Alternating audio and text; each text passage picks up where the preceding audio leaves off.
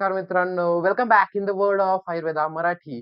मित्रांनो, फक्त काही दिवस राहिलेत कारण 9 सप्टेंबरला चालू होते ई-टी-के-टी आणि फेलमध्ये जे विद्यार्थी राहिलेले होते त्यांची एक्झाम. काही जण फ्रेशमध्ये देत असतील ज्यांची एक्झाम मिस झालेली असेल. आता फक्त 7-8 दिवस राहिलेत. या दिवसांमध्ये आपल्या माइंडमध्ये कोणत्या गोष्टी चालतात, त्याच्यावरची कशी मात करायची आहे, त्यानंतर कोणत्या गोष्टींवरती फोकस करायचंय, कोणत्या गोष्टींना इग्नोर करायचंय, कोणत्या गोष्टी आपल्याला पहिले रिवाईज करायच्यात, कोणत्या गोष्टी आपल्याला शेवटी रिवाईज करायच्यात. पूर्ण पॅटर्न आपल्याकडे असायला पाहिजे. त्याचबरोबर स्टडीमध्ये कस्टमाइज्ड स्टडी तुमची असली पाहिजे. कशी सर कस्टमाइज्ड स्टडी? म्हणजे तुम्ही तुमचा एक पॅटर्न तयार करायला पाहिजे. तुमची एक प्रायोरिटी लिस्ट तयार करायला पाहिजे. समजा तुम्ही एनाटॉमी घेतले, तर एनाटॉमी तुमचं वेटेज वाईज एक प्रायोरिटी लिस्ट तुमची तयार असायला पाहिजे. त्याचबरोबर जर तुम्ही संस्कृत घेताय, तर तुमची प्रायोरिटी वाईज लिस्ट तयार असायला पाहिजे. कळतंय? अजूनही काही जणांना संस्कृत समजत नाही व्यवस्थित. एक्झाम जवळ आली. 7 दिवसात अजूनही होऊ शकतं. ट्राय करा. ठीक आहे. खूप जणांचं कुठे अडतं सर, डायरेक्टली संधी समाज आपण करायला जातो. 4-5 इकडचे तिकडचे व्हिडिओ पाहतो आम्हाला येत नाही. संधी समाज पाहण्यासाठी पहिले त्याचं बेसिक शिकणं गरजेचं आहे मित्रांनो. जसं की वर्णमाला आहे, माहेश्वरी सूत्रे हे जर अप्लाय करता आपल्याला व्यवस्थित आलं नाही, तर डायरेक्टली संधी समाज येईल का? डायरेक्ट संधी समाजचे लेक्चर पाहता येतील का? नाही पाहता येणार आहे. त्याच्यामुळे अजूनही 7-8 दिवस आहेत. तुम्ही पहिले बेसिक पासून फर्स्ट लेक्चर पासून पाहायला स्टार्ट करा. जे ॲपमध्ये विद्यार्थी आहेत त्यांना स्पष्ट सांगणे फर्स्ट लेक्चर पासून एकदा स्पीडमध्ये रिवाईज करा. तुम्हाला संधी समाज आणखी क्लिअर व्हायला लागेल. ज्यांनी डायरेक्टली संधी समाज पाहिला त्यांना कन्फ्युजन होऊ शकतं. कारण तुम्ही एकदम उजळणीपासून आम्हाला कनेक्ट नाही आहेत. आपण जे फर्स्ट लेक्चर पासून चालू केलंय त्याच्यामध्ये तुम्हाला पूर्ण म्हणजे तुमच्याकडे झिरो नॉलेज आहे हे समजून आपण घेत असतो. त्याच्यामुळे पहिल्या लेक्चर पासून सिक्वेन्सने पाहत गेला तर तुम्हाला इझिली एक्झाम क्लिअर होईल. ज्यांनी डायरेक्टली संधी समाज पाहिलेत त्यांना थोडंसं पहिलं नॉलेज, आत्ताचं नॉलेज याच्यामध्ये कन्फ्युज होऊ शकतं.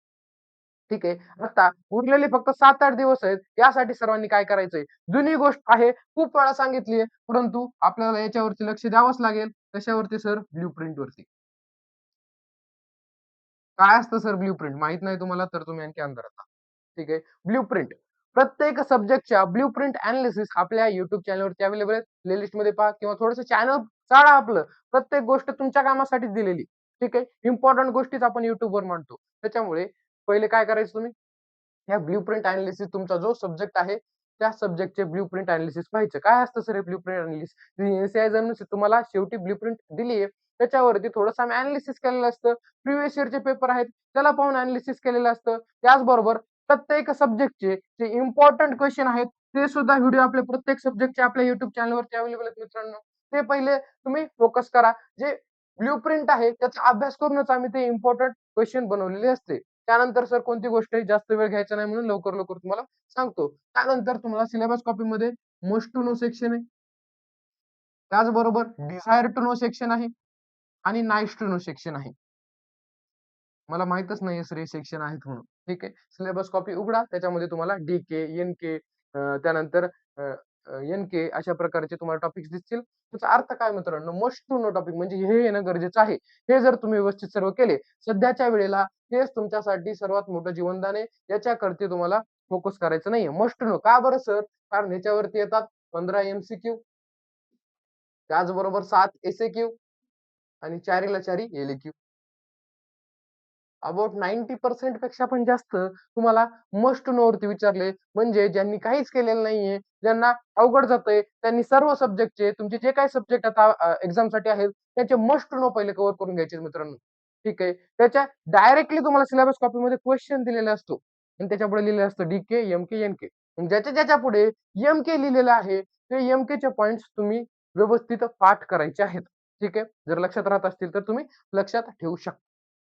डी वरती काय सर? एक एम-सी-क्यू येतो. आणि त्याचबरोबर एम-सी-क्यू पण येतात. डी वरती 2 एम-सी-क्यू आपल्याला बघायला मिळतात. सॉरी 3 एम-सी-क्यू पाहायला मिळतात. 3 एम-सी-क्यू आपल्याला पाहायला मिळतात आणि हे जे एन-के आहे, नाईस टू नो आहे. तुम्ही डायरेक्टली स्किप करून घ्या. फक्त याच्यावरती 2 एम-सी-क्यू आहेत किंवा तेही येणार नाहीत. त्याच्यामुळे हे जे नाईस टू नोचं सेक्शन आहे, कंप्लीटली आता आपण काय करायचं आहे मित्रांनो? कंप्लीटली स्किप करून टाकायचं आहे. डिझायर टू नो ही तुमचा जर कमी अभ्यास झालेला असेल तर स्किप करा. जर अभ्यास झाला असेल तर तुम्ही करा. परंतु जे मस्ट नोचा जो सेक्शन असणार आहे, हे मस्ट नोचं सेक्शन तुम्हाला सर्वात जास्त सध्या अभ्यास करण्याची गरज आहे. ठीक आहे मित्रांनो. आणखी कोणकोणत्या? पहिलं काय झालं? Customise study, syllabus copy, blueprint, must know, desire to know. आता कोणती गोष्ट आहे सर पुढे? त्यानंतर आता आपले महत्त्वाचे हे सर्वांचे व्हिडिओ आपल्या YouTube चॅनलवर अवेलेबल बरं का. ब्लूप्रिंट त्याचबरोबर इम्पोर्टंट क्वेशन्स त्याच्यानंतर प्रिव्हियस इयर क्वेश्चन, या सर्वांचे YouTube चॅनलवर व्हिडिओ अवेलेबल आहेत. तुमचं काम आहे बघणं. डबल आम्ही काही व्हिडिओ बनवत बसणार नाहीयेत. पुन्हा त्याच गोष्टी. ठीक आहे. आता हे सर्व झालं एक्झाम बद्दल मित्रांनो. परंतु आता सर्वात मोठा पार्ट तुम्हाला पेपरमध्ये पेपर प्रेझेंटेशनचा पण येतो. म्हणजे तुम्ही किती अभ्यास केलाय, परंतु पेपर प्रेझेंटेशन जर व्यवस्थित केलं नाही, तर त्याचा काहीच फायदा नाही. त्यामुळे पेपर प्रेझेंटेशन हे तेवढंच महत्वाचं आहे. मी आता अॅनाटॉमीच्या मॅम आहेत त्यांना सांगतो, की एक पेपर प्रेझेंटेशनवरती व्हिडिओ YouTubeवरती टाका. म्हणजे तुम्हाला कसा पेपर प्रेझेंट करून तुम्हाला चांगल्या प्रकारे मांडता येईल. कारण खूप जणांचं अक्षर खराब आहे. मग अक्षर खराब असलं तरी सुद्धा आपण एक व्यवस्थित पॅटर्न पेपर लिहिला तर तो अट्रॅक्टिव्ह बनून जातो. ठीक आहे. हे सर्व झालं पेपरच्या गोष्टी. आता हे करूया बंद. आता हे जे पेपर आहेत, हे झालं तुमच्या अभ्यासिकदृष्ट्या. परंतु सध्या तुमच्या माइंडमध्ये काय चालू आहे, त्याचा इम्पॅक्ट सर्वात जास्त पेपरवरती होतो मित्रांनो. तुम्ही पॉझिटिव्हली विचार करताय, निगेटिव्हली विचार करताय, साहजिकच आहे ना मित्रांनो. तर 7-8 दिवसावर पेपर आलेत. आपला पेपर बॅक राहिलाय. पुन्हा एकदा पेपर बॅक राहील का? मी बॅचपेक्षा मागे पडेल का? अशा खूप साऱ्या गोष्टी आहेत. म्हणजे जे टी-के-टीमध्ये असतात त्यांना वाटतं बॅचच्या मागे जाईल का? जे पहिलेच पूर्ण पॅनल बॅक लागले त्यांना वाटेल आणखी ज्युनियर सोबत जाईल का?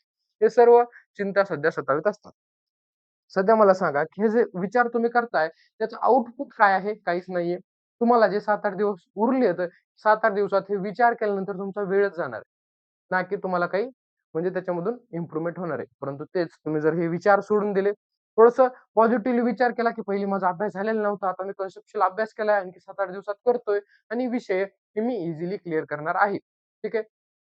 आणि त्याचबरोबर खूप जणांना असं वाटतं, की हे जे सप्लिमेंटरीचे पेपर आहेत, हे सप्लिमेंटरीचे पेपर ऑड निघतात असं खूप जणांना संभ्रम आहे. खूप जण विचारतात आणि खूप जण त्याला भितात. मित्रांनो असं काही नसतं. सप्लिमेंटरीचे पेपर ऑड निघत नाहीत. सप्लिमेंटरीचे क्वेश्चन फक्त तुम्हाला 1 का 2 ऑड दिसू शकतात. ऑड क्वेश्चन म्हणजे काय? एक्झामिनर तुमच्या डोक्यासोबत खेळतो. तुम्हाला जो पॉइंट तुम्ही स्किप केलेला असतो तो घेतो. तरी तुम्हाला मी एक सायकॉलॉजिकल गोष्ट सांगतो, की कसं पेपरमध्ये पॉझिटिव्हली राहायचंय. तुम्ही पेपर तुमच्याकडे येण्याच्या आधीच एक एल-क्यू, 2 एस-क्यू हे माझ्या ओळखीचे नसतील अशी मानसिकता ठेवायची आहे. काय? 1 एल-क्यू आणि 2 एस-क्यू माझ्या ओळखीचे नसतील अशी मानसिकता ठेवून जायचं आहे आणि उरलेले आपले हे 6 एस-क्यू आणि 3 एल-क्यू व्यवस्थित लिहून यायचे आहेत. तर ही तुमची इझिली पासिंग निघून जाईल आणि उरलेले क्वेश्चन सोडून द्यायचे नाहीयेत. जे क्वेश्चन आहेत ते सुद्धा टॅकल करायचेच आहेत. परंतु अशी मानसिकता घेऊन चला, कारण तुम्हाला पेपरमध्ये अचानक जर असे अनोळखी क्वेश्चन दिसले, तर तुम्हाला त्याची भीती वाटणार नाहीये. ठीक आहे. जो कोणता तुम्ही पेपर देताय, अशी मानसिकता घेऊन चालायचं. ठीक आहे. खूप जणांना भीती वाटते. ही भीती फक्त तुमच्या रिझल्टची आहे. सध्या रिझल्टची भीती तुम्हाला काढून टाकायची आहे. कारण सध्या फक्त आता प्रयत्न करण्याचा वेळ आहे. हार्ड वर्क करण्याचा वेळ आहे. स्मार्ट वर्क करण्याचा वेळ आहे. त्याच्यामुळे आता सध्या रिझल्टची विचार करण्याची गरज नाहीये. तुम्ही तुमचं 100% देत आहात. मग रिझल्ट काहीही येऊ, तो काहीही मॅटर करत नाही. ॲक्चुअली मॅटर करतो, परंतु तुमच्या मनाला समाधान असतं, की मी 100% दिले, तर काही इश्यू नाहीये. परंतु तुम्ही जर आता 100% नाही देत आहे आणि रिझल्ट खराब येत आहे, तर तो तुमचा दोष आहे. ठीक आहे. खूप जणांना वाटतं आता आणखी एकदा विषय गेल्यावर घरचे काय म्हणतील? घरचे तुमच्या सोबतच आहेत. फक्त तुम्हाला तुमचं 100% देण्याचं काम करायचं आहे. ठीक आहे. सर्व महत्त्वाच्या गोष्टी सांगितल्यात. वेळ कमी होता म्हणून जास्त आपण बडबड करत बसणार नाहीयेत. सर्व महत्त्वाच्या गोष्टी तुम्हाला सांगितल्या. काय सांगितलं सर्वात प्रथम तुम्हाला पॉझिटिव्ह थिंकिंग करायची. त्यानंतर तुम्हाला ब्लूप्रिंटला फॉलो करायचंय. ब्लूप्रिंट एनालिसिसचे व्हिडिओ पाहायचेत. त्यानंतर आपण इम्पोर्टंट क्वेश्चनचे व्हिडिओ टाकले ते पण आपल्याला पाहायचेत. प्रिव्हियस इयरचे क्वेश्चन आहेत ते पण आपल्याला पाहायचेत. ब्लूप्रिंटला 100% फॉलो करायचंय आणि मस्ट टू नोला सर्वात जास्त आता तुम्हाला भाव द्यायचा आहे. Must to know, must to नोच्या पुढे तुम्हाला काही नाहीये. मस्ट टू नो जरी केलं तरी सुद्धा पेपर व्यवस्थित कव्हर होतो. त्यानंतर खूप सारे पहिले गाईडचे व्हिडिओ YouTubeवर अवेलेबल आहेत. ते तुम्ही पाहू शकता. स्ट्रॅटेजीज आहेत. तुम्हाला आता 10 ते 12 घंटे अभ्यास तर तुमचा डेली व्हायलाच पाहिजे. ते शेड्यूल जर पाहिजे असला, ते सुद्धा आपण YouTubeला एक व्हिडिओ टाकलेला होता टाईम टेबल 2 मंथ 40 डेजची स्ट्रॅटेजी काहीतरी आपण टाकलं होतं लास्ट इयरला. त्यामध्ये पूर्ण शेड्यूल दिलाय, की 10 ते 12 दिवस कसा इफेक्टिव्हली आपण अभ्यास केला पाहिजे. त्यानंतर सर्व महत्त्वाच्या गोष्टी सांगितल्यात. काही तुम्हाला डाउट्स वाटत असतील तर कमेंट बॉक्समध्ये सांगा. मी पर्सनली तुम्हाला रिप्लाय देईल. ठीक आहे. आता खूप सारे लोकं मिसगाईड करतात. त्यांचे पण आपल्या स्वतःवर फोकस करायचा. म्हणजे काय सर? म्हणजे आता सध्या आपण कोणाचंही ऐकून किंवा कोणी आपल्याला शिकून पण म्हणजे करू शकत नाहीये. स्वतः आपल्याला काय करावं लागेल आता? स्वतः एफर्ट्स घ्यावे लागतील. तुम्ही स्वतः किती वाचताय, स्वतः किती रिवाईज करताय, हेच सर्वात जास्त महत्त्वाचं आहे. लई ज्या गोष्टी केल्याच नाही तुम्ही जिंदगीमध्ये कधी, त्या गोष्टींकडे जाऊ नका. ज्या गोष्टी तुम्ही केल्या त्या थोड्या रिवाईज करा. चांगल्या रिवाईज करा. पुन्हा रिवाईज करा. कारण रिव्हिजन केल्याशिवाय तुम्हाला पेपरमध्ये आठवणार नाहीये. पेपरमध्ये ॲज इट इज तर आठवतच नव्हतं. परंतु तुम्हाला हेडिंग्स व्यवस्थित लक्षात ठेवायच्या आहेत. वाटलं तर पुन्हा एकदा मीही एक व्हिडिओ पेपर प्रेझेंटेशनचा बनवेल आणि बाकी फॅकल्टीजला पण बनवण्यासाठी सांगेल. ठीक आहे.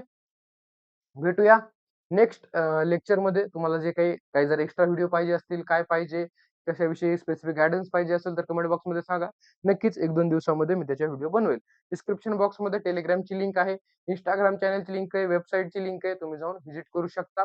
Instagram फॅमिलीशी कनेक्ट व्हा म्हणजे तुम्हाला पुढच्या वर्षी आता जी चूक झाली ती पुढच्या वर्षी होणार नाही आणि तुम्ही अपडेटेड राहाल सर्वांसोबत. ठीक आहे. भेटूया नेक्स्ट लेक्चरमध्ये. तोपर्यंत ऑल द बेस्ट. फोकस करा फक्त अभ्यासावरती आणि स्वतःच्या तब्येतीवरती. Thank you very much.